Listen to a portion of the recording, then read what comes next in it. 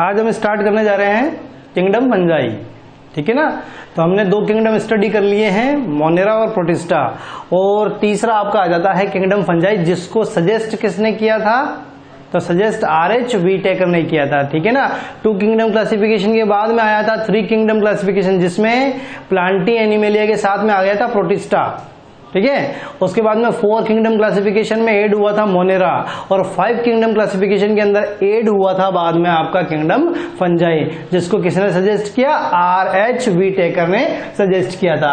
अब देखें यहाँ पर कि किंगडम फंजाई को हम यहाँ पर माइकोटा भी कहते हैं। किंगडम माइकोटा या किंगडम फंजाई एक ही बात है। तो सबसे पहली चीज तो आपको यहाँ पर ध्यान में रखना, मीनिंग आपको लिखना है पेज के ऊपर। माइको वर्ड कहीं पर भी आ जाता है तो वो रिलेटेड है आपका फंजाई से, ठीक है ना।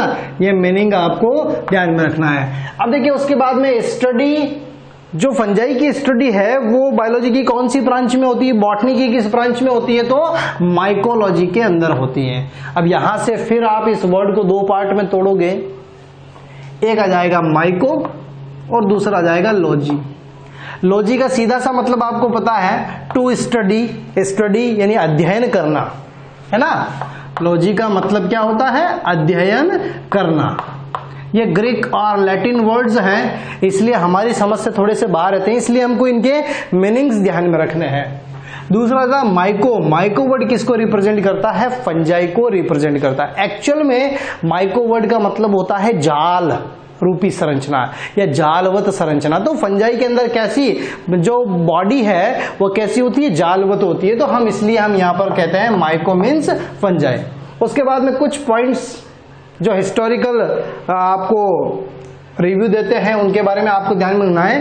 फादर ऑफ माइकोलॉजी, कवक विज्ञान, है ना। फादर ऑफ माइकोलॉजी जो है वो आपका P.A. मैकॉली है। किसको कहते हैं? P.A. मैकॉली।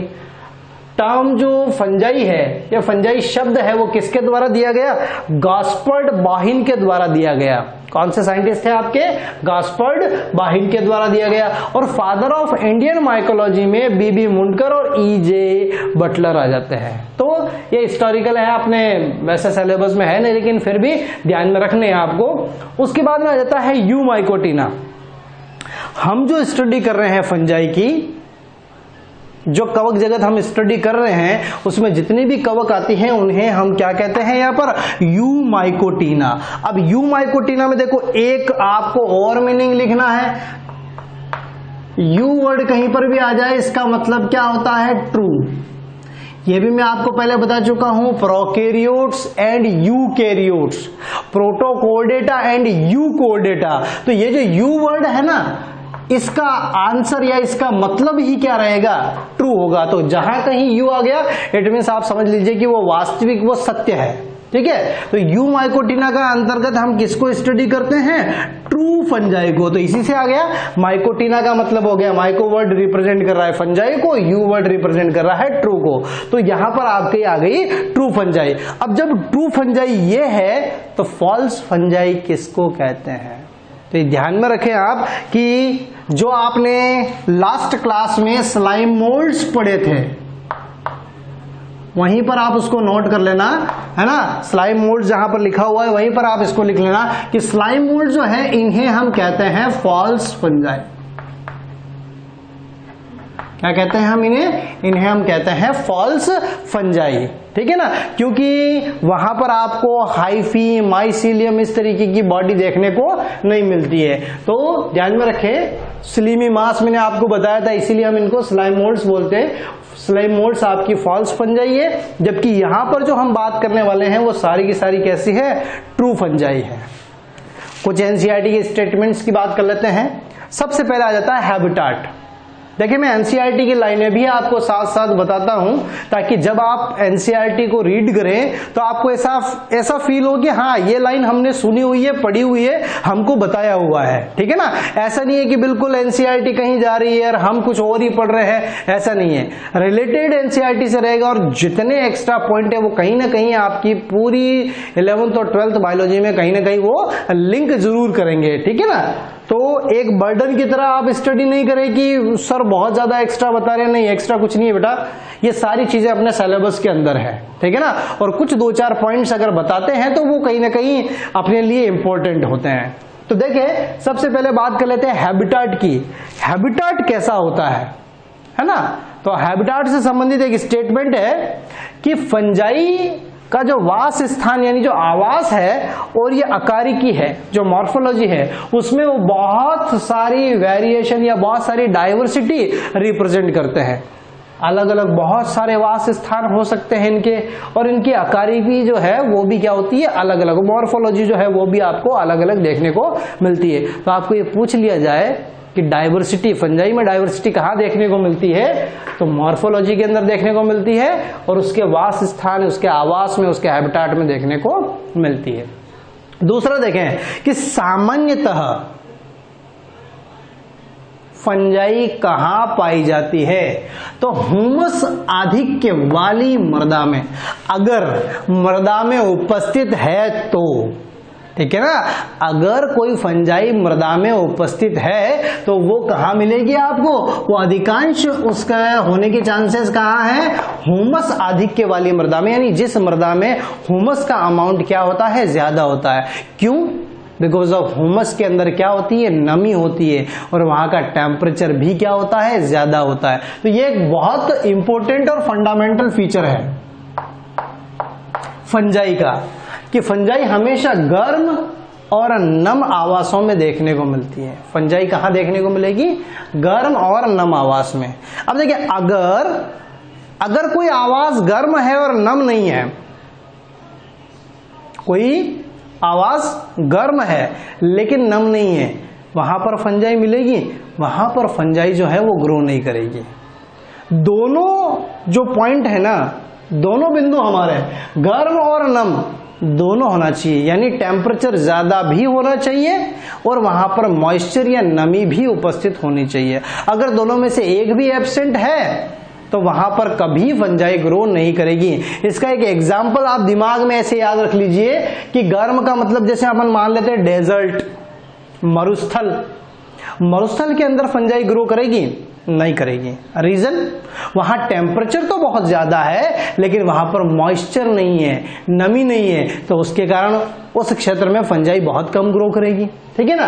दूसरा जाता है नम आवास में। तो हम देखते हैं कि कोई भी चीज को, जैसे रोटी सब्जी वगैरह कुछ हमारी बच जाती है तो हम उसको फ्रिज में रख देते हैं। और फ्रिज में तो बहुत सारी नमी होती है, बहुत मॉइस्चर होता है उसके अंदर, तो होता है ना मॉइस्चर, फिर भी वहां पर फंगस नहीं लगती, बिकॉज ऑफ वहां पर नमी है लेकिन वहां पर टेम्परेचर बहुत कम होता है। तो ये एक पॉइंट, ये एक बिंदु आपको दिमाग में रखना है कि कवक की वृद्धि के लिए दोनों चीजें प्रेजेंट होनी चाहिए, ना, गर्मी भी होनी चाहिए और आवास में नमी भी होनी चाहिए, तभी वहां पर क्या करेगी, फंजाई ग्रो करेगी। उसके बाद में इसके अलावा आवास से संबंधित बात आई है तो ध्यान में रखें कि कुछ पादप जंतु और मानव के अंदर जो है फंजाई परजीवी के रूप में भी रहती हैं। तो सामान्यतः अगर फंजाई की बात करें तो फंजाई जो है वो गर्म और नम आवास में और हेटेरोट्रॉफिक नेचर शो करने वाली है, लेकिन ये पैरासिटिक भी होती है, कुछ पादप जंतुओं और मानव के अंदर रोग उत्पन्न करने के लिए भी उत्तरदायी होती हैं, ठीक है। अब देखिए, बात कर लेते हैं फंजाई में न्यूट्रिशन, पोषण किस प्रकार का होता है। तो पोषण की दृष्टि से देखा जाए तो फंजाई होती है हेटेरोट्रॉपस। हेटेरोट्रॉपस या विषमपोषी, बहुत अच्छी तरीके से जानते हैं आप विषमपोषी का मतलब। जब कोई जीव भोजन के लिए किसी अन्य जीव के ऊपर निर्भर रहता है, जब कोई जीव अपना भोजन स्वयं नहीं बना सकता है, तो उन्हें हम क्या कहते हैं, हेटेरोट्रॉपस या विषमपोषी कहते हैं। और विषमपोषी है चूंकि, तो यहां पर फोटोसिंथेसिस प्रेजेंट नहीं है। रीजन, यहां पर क्लोरोप्लास्ट एब्सेंट होता है, इनके अंदर हरित लवक अनुपस्थित होता है। क्लियर, यानी भोजन जो है वो ये कहां से, मृत कार्बनिक पदार्थों से प्राप्त करते हैं। और जब कोई जीव अपना भोजन मृत कार्बनिक पदार्थों से प्राप्त करता है तो ऐसे जीव को क्या कहते हैं, ऐसे जीवों को कहते हैं सैप्रोफाइट्स। क्या कहेंगे? सैप्रोफाइट्स। तो आगे आ रहा है, देखें कि on the basis of source, भोजन प्राप्त करने के स्रोत के आधार पर हम जनरली फंजाई को दो कैटेगरी में क्लासिफाइड कर सकते हैं, डिवाइड कर सकते हैं। एक होता है सैप्रोफिटिक और दूसरा होता है पैरासिटिक। ठीक है ना? सैप्रोफिटिक का मतलब मृतपोषी और पैरासिटिक का मतलब होता है परजीवी। अब सैप्रोफिटिक क्यों कहा, मृतपोषी क्यों कहा? तो मैंने अभी आपको बताया कि ये जो भोजन है वो कहां से प्राप्त करते हैं? मृत कार्बनिक पदार्थों से प्राप्त करते हैं। और जब ये सैप्रोफिटिक नेचर के होते हैं तो ये कौन सी विधि के द्वारा पोषण प्राप्त कर रहे हैं? प्रकार नहीं पूछा है मैंने, विधि पूछी है। तो ये मृत कार्बनिक पदार्थों को अवशोषित करके और भोजन प्राप्त करते हैं। तो ध्यान में रखें कि इनमें अवशोषण के द्वारा भोजन को प्राप्त किया जाता है या न्यूट्रिशन की प्रक्रिया संपन्न होती है। और परजीवी तो आपको अच्छे तरीके से पता ही है कि पादप, जंतु, मानव आदि में परजीवी, एक्टोपैरासाइट, एंडोपैरासाइट वगैरह, ये तो मैक्सिमम ये आपको एक्टोपैरासाइट की फॉर्म में बाह्य परजीवी के रूप में ही देखने को मिलेंगे, जिनकी वजह से पादप में, जंतुओं में, मानव में विभिन्न प्रकार के क्या उत्पन्न होते हैं? रोग उत्पन्न होते हैं। देखिए उसके बाद में बात करें तो न्यूट्रिशन से रिलेटेड ही कह दीजिए आप, या फिर एक अलग से रिलेशनशिप आप बता दीजिए कि जो कुछ कवक हैं वो सिम्बायोटिक रिलेशनशिप प्रदर्शित करते हैं। भाई सहजीवी संबंध प्रदर्शित करते हैं। और सहजीवी संबंध में आपको ध्यान में रखना है लाइकेन और माइकोराइजा, लाइकेन्स और माइकोराइजा। तो लाइकेन्स क्या होते हैं? तो यहां पर मैं थोड़ा सा इंट्रोडक्शन आपको दे दूं इन दोनों के बारे में, बाकी हम इनको भी फर्दर डिटेल से स्टडी बाद में करेंगे। लाइकेन्स का मतलब जब फंजाई शैवाल के साथ में सहजीवी संबंध प्रदर्शित करती है। लाइकेन का मतलब जब फंजाई शैवाल के साथ में सहजीवी संबंध प्रदर्शित करती है तो इसे हम कहते हैं लाइकेन। इस कंडीशन में देखें यह एक तरीके का, यह एक आपका सहोपकारिता का भी उदाहरण है, म्यूचुअलिज्म का एग्जाम्पल है। क्यों? देखो दो तीन जगह आएगा, यहां पर भी आ गया, फर्दर हम इनको डिटेल से भी पढ़ने वाले हैं। फर्दर आप जब नाइट्रोजन फिक्सेशन वगैरह स्टडी करोगे तो वहां पर भी उस चैप्टर में भी आएगा, मॉर्फोलॉजी में भी आएगा, एनाटॉमी में भी आएगा, फिजियोलॉजी में भी आएगा, इकोलॉजी के अंदर भी आएगा। तो बार बार ये पॉइंट्स आने वाले हैं आपके सामने। तो मैं यहां पर इनका थोड़ा सा मतलब बता देता हूं आपको। लाइकेन का मतलब फंजाई और एल्गी दोनों एक साथ रहते हैं। अगर दोनों को अलग कर दिया जाए तो दोनों ही मर जाएंगे, दोनों एक दूसरे के बिना नहीं जी सकते। अब इसके पीछे रीजन क्या है? तो इनका जो रिलेशनशिप है ये दोनों एक दूसरे के ऊपर डिपेंडेंट होते हैं। फंजाई क्या करती है? फंजाई सॉइल से या एनवायरमेंट से वाटर को, मिनरल को एब्जॉर्ब करती है और एल्गी को देने का काम करती है। एल्गी बदले में फोटोसिंथेसिस के थ्रू जो फूड बनता है उसका कुछ पार्ट जो है वो फंजाई को अवेलेबल करवाती है। इस तरीके से दोनों एक दूसरे के ऊपर डिपेंड रहकर अपनी लाइफ साइकिल कंप्लीट करते हैं। तो इस तरीके के रिलेशनशिप को हम बोलते हैं लाइकेन। इसी तरीके का सेम रिलेशन होता है आपका माइकोराइजा। हायर प्लांट्स की रूट में जब फंजाई सहजीवी संबंध प्रदर्शित करती है तो उसे हम कहते हैं माइकोराइजा या कवकमूल। हायर प्लांट्स कौन कौन से? तो हायर प्लांट्स में मोस्टली एग्जांपल दिया जाता है जिम्नोस्पर्म का, और जिम्नोस्पर्म में भी एग्जांपल दिया जाता है पाइनस का। ठीक है ना? तो ध्यान में रखें आप कि पाइनस की जड़ों के अंदर कवक जब सहजीवी संबंध प्रदर्शित करती है तो उसको हम कहते हैं माइकोराइजा। और माइकोराइजा में कवक स्पेशली मृदा से फास्फोरस का एब्जॉर्प्शन करती है। ये पॉइंट बहुत इंपॉर्टेंट है। ठीक है ना? उसके बाद में देखें हम आगे बात कर लेते हैं यहाँ पर कि फंजाई की बॉडी कैसी होती है। तो बॉडी या काय जो है वो उसे हम क्या कहते हैं? माइसीलियम कहते हैं। अब देखें माइसीलियम है क्या? तो एक तरीके से देखें माइसीलियम कवक तंतुओं का एक जाल है। इस प्रकार से ये आपका यहाँ पर हम जो है वो माइसीलियम बना देते हैं कुछ इस प्रकार से।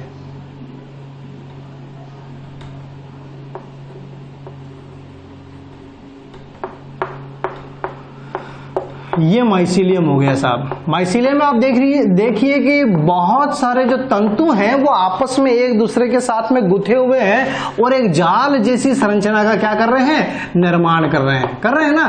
तो इन्हीं को हम क्या कहते हैं, माइसीलियम कहते हैं। तो कवक किसकी बनी हुई होती है, कवक तंतुओं की बनी हुई होती है और इन कवक तंतुओं के जाल को आप क्या कहते हैं, माइसीलियम। तो यही फंजाई की बॉडी है, इसी को हम क्या कहेंगे, फंजाई की बॉडी या काय कहेंगे। अब देखें यहां पर ये रहा आपका हाइफा। हाइफा जो है वो सिंगुलर वर्ड है, यानी एक तंतु को आपने क्या कहा, हाइफा कहा। एक तंतु है अगर तो वो हुआ हाइफा। बहुत सारे तंतु हैं तो उन्हें हम प्लूरल वर्ड कह देते हैं। यहां पर ये तो प्लूरल वर्ड, इसका क्या हुआ, हाइफी। तो एक है तो हाइफा, बहुत सारे हैं तो हाइफी, और सब ने आपस में मिलकर गुथकर एक जाल का निर्माण कर दिया, तो उसे हम क्या कह देंगे, उसे हम कह देंगे माइसीलियम। क्या कह देंगे उसे, माइसीलियम कह देंगे। ठीक है ना, ध्यान में रखें। तो ये थी बात किसके बारे में, बॉडी या काय के बारे में। उसके बाद में देखें सेल वॉल।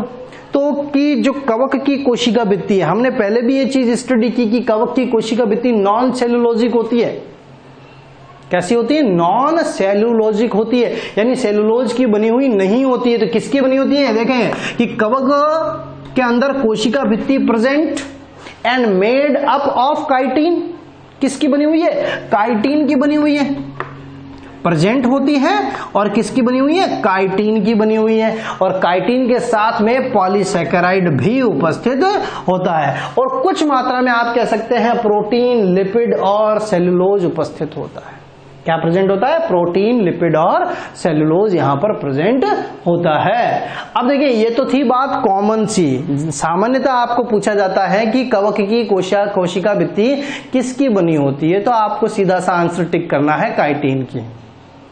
लेकिन अगर क्वेश्चन में ओमाइसिटीज मेंशन हो, क्या मेंशन हो, ओमाइसिटीज, तो उसके लिए आपको ये जो है बॉक्स में मैंने एक पॉइंट लिखा हुआ है, बहुत इंपॉर्टेंट है। क्लास ओमाइसिटीज के अंदर फंजाई की बहुत सारी क्लासेस होती है, आप खाली यहां पर 4 ही पढ़ने वाले हो, लेकिन ये भी है आपकी एक क्लास ही है। क्लास ओमाइसिटीज में सेलुलोजिक सेल वॉल प्रेजेंट होती है, तो बाकी किसी फंजाई के अंदर सेलुलोजिक नहीं मिलती है। ये सारी की सारी जो है ये नॉन सेलुलोजिक है। सेल वॉल जो है वो कैसी है, नॉन सेल्यूलोजिक, जिसके अंदर सेलुलोज जो है वो एब्सेंट होता है, और अगर प्रेजेंट है तो बहुत कम अमाउंट के अंदर। ठीक है ना। लेकिन ओमाइसिटीज की जो सेल वॉल है वो मेनली किसकी बनी हुई होती है, तो सेलुलोज की ही बनी हुई होती है। तो हम कह सकते हैं कि ओमाइसिटीज के मेंबर्स में सेलुलोजिक सेल वॉल प्रेजेंट होती है। तो ये इतना सा इंट्रोडक्शन था आपका किसके बारे में, किंगडम फंजाई के बारे में। नेक्स्ट बात कर लेते हैं हम रिप्रोडक्शन इन फंजाई। तो फंजाई में जो रिप्रोडक्शन है वो यहां पर कितने प्रकार का आपको देखने को मिलेगा, 3 प्रकार का आपको देखने को मिलेगा, है ना। कौन कौन सा, एक आ जाता है आपका वेजिटेटिव रिप्रोडक्शन, दूसरा आ जाता है एसेक्सुअल रिप्रोडक्शन, और तीसरा आ जाता है सेक्सुअल रिप्रोडक्शन, है ना। हिंदी में हम इनको कहते हैं कायिक जनन, अलैंगिक जनन, और तीसरा आ जाता है आपका लैंगिक जनन। इस लेक्चर में हम केवल बात करने वाले हैं वेजिटेटिव रिप्रोडक्शन की। नेक्स्ट लेक्चर में हम बात करेंगे एसेक्सुअल और सेक्सुअल रिप्रोडक्शन। दोनों प्रोसेस थोड़ा सा बड़ा है, इसलिए अभी कवर नहीं होगा, तो हम दोनों को मिलाकर और एक नेक्स्ट लेक्चर के अंदर स्टडी करने वाले हैं। अब देखिए वेजिटेटिव रिप्रोडक्शन और एसेक्सुअल रिप्रोडक्शन को अगर देखा जाए तो उत्पन्न होने वाली जो संततियां हैं वो बिल्कुल अपने जनक के समान होगी, क्योंकि दोनों ही प्रकार के रिप्रोडक्शन में मियोसिस नहीं होता है, सिनगैमी, फर्टिलाइजेशन, इस प्रकार की कोई प्रक्रियाएं यहां पर संपन्न नहीं होती हैं, वेरिएशन यहां पर डेवलप नहीं होती। तो जो आपका कायिक प्रजनन है और जो अलैंगिक प्रजनन है, इनसे बनने वाली संततियां बिल्कुल और बिल्कुल अपने जनक के समान होती हैं। ठीक है, अब देखिए हम स्टार्ट करते हैं। यहां पर पहला आ जाता है आपका वेजिटेटिव रिप्रोडक्शन। सामान्य से बात करें कि वेजिटेटिव रिप्रोडक्शन का मतलब क्या होता है, इस शब्द का मतलब क्या है, तो देखिए कायिक भाग से, है ना, वेजिटेटिव का मतलब ही क्या होता है, कायिक। तो कायिक भाग से जब किसी नए जीव का निर्माण हो जाए, है ना, कायिक भाग से जब किसी नए जीव का निर्माण हो जाए तो इसे हम क्या कहते हैं, कायिक प्रजनन। जैसे हम पादपों के अंदर बताते हैं प्लांट में, तो जड़, तना और पत्ती के किसी भाग को लिया और उसको जमीन में बोया और उससे अगर नया पादप बन गया तो वो क्या हुआ, वो कायिक प्रजनन हुआ। तो हमने कायिक भाग लिया है ना, उसके बॉडी का एक वेजिटेटिव पार्ट लिया। तो यहां पर बॉडी का वेजिटेटिव पार्ट कौन सा है, बॉडी का वेजिटेटिव पार्ट है माइसीलिया। क्या है, जनरल अगर बात करें, बिल्कुल बेसिक बात करें तो काय, फंजाई का जो बॉडी है, फंजाई की जो काय है वो किससे बनी हुई है, माइसीलिया से बनी हुई है। और माइसीलिया के एक टुकड़े से अगर पूरा नया माइसीलियम का फॉर्मेशन हो जाए, नए कवक तंतु का अगर निर्माण हो जाए तो उसे हम क्या कहेंगे, वेजिटेटिव रिप्रोडक्शन। तो यहां पर उन्हीं की बात करने वाले हैं कि कवक के किसी कायिक भाग से अगर नए जीव का निर्माण हो जाए तो वो होगा आपका वेजिटेटिव रिप्रोडक्शन। इसमें भी फर्दर आपको 3 टाइप्स स्टडी करने हैं, कौन कौन से, एक आ जाता है आपका फ्रेगमेंटेशन, दूसरा आ जाता है आपकी बडिंग और तीसरा आ जाता है फिजन। ठीक है ना, कितने प्रकार है वेजिटेटिव रिप्रोडक्शन के, 3, फ्रेगमेंटेशन, बडिंग, फिजन। अब देखो 2 चीजें यहां पर आई है आपके सामने, पहले हम उनकी बात करें फिर इनको डिटेल से। फ्रेगमेंटेशन और फिजन, ये दिमाग में हमेशा के लिए फिट कर लेना इस बात को। फ्रेगमेंटेशन और फिजन दोनों में होते तो टुकड़े ही हैं, फिर दोनों में क्या अंतर हुआ, तो फ्रेगमेंटेशन या खंडन की बात करें तो यहां पर जीव 2 या 2 से अधिक असमान भागों में विभक्त होता है और प्रत्येक भाग से नए जीव का निर्माण हो जाए। जब किसी जीव के 2 या 2 से अधिक असमान भाग हों, क्या कहा है मैंने, ये असमान भाग, ये इंपॉर्टेंट पॉइंट है, असमान भाग और प्रत्येक भाग से अगर नए जीव का निर्माण हो जाए तो वह प्रक्रिया क्या कहलाएगी, फ्रेगमेंटेशन कहलाएगी। फिजन में आ जाएंगे समान भाग, जब कोई जीव 2 या 2 से अधिक समान भागों में विभक्त होता है और प्रत्येक भाग से नए जीव का निर्माण होगा तो उसे आप क्या कहेंगे, उसे आप विखंडन, विभाजन या फिजन कहेंगे। और इसके फर्दर आप 2 टाइप भी पढ़ते हैं, बाइनरी फिजन और मल्टीपल फिजन, द्विविभाजन और बहुविभाजन या द्विविखंडन और बहुविखंडन पढ़ते हैं ना। तो वो चीजें फर्दर बार बार ये चीजें आएंगी आपकी, बार बार ये टर्मिनोलॉजी आएंगी, तो आपको यहीं पर इनका जो मीन है वो क्लियर होना चाहिए कि फ्रेगमेंटेशन मीन्स रैंडमली टुकड़ा होना और फिजन का मतलब होता है इक्वल 2 पार्ट में क्या हो जाना, डिवाइड हो जाना। तो इन 2 टर्म के बीच का कंफ्यूजन तो मैंने आपका यहां पर क्लियर कर दिया पहले। अब हम बात कर लेते हैं फ्रेगमेंटेशन। तो फ्रेगमेंटेशन में डेफिनेशन तो आपकी वही बनती है, यहां पर कोई थ्योरी में लिख नहीं रहा हूं, दिमाग में आप सीधा रखें यार। अगर आपको नोट करना है तो आप यहां पर साथ में नोट कर सकते हैं कि जब किसी जीव के 2 या 2 से अधिक असमान भाग हों और प्रत्येक भाग से नए जीव का निर्माण। अब यहां पर देखें, यहां पर क्या है, यहां पर होता है माइसीलियम। क्या होता है, माइसीलियम। और माइसीलियम में बहुत सारी क्या प्रेजेंट होते हैं, हाइफी प्रेजेंट होते हैं। अब देखिए ये माइसीलियम अगर टुकड़ों में टूट जाए इस प्रकार से और एक टुकड़ा जो है वो पूरे एक हाइफी या पूरे एक कवक तंतु की भांति एक पूरे माइसीलियम के भांति कार्य करने लगे तो हम यह इस प्रक्रिया को क्या कहेंगे, फ्रेगमेंटेशन।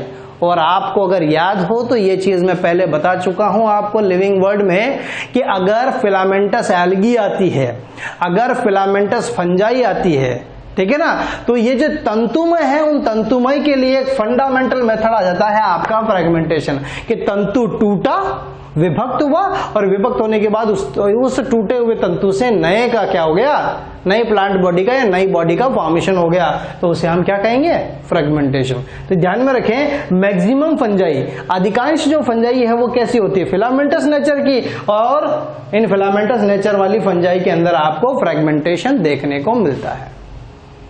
दूसरा आ जाता है आपका मेथड बडिंग। बडिंग का एग्जाम्पल आपको ध्यान में रखना, सैकरोमाइसिस सेरेविसी या यीस्ट जिसे अपन कहते हैं, और यीस्ट फंजाई किंगडम का अपवाद भी है।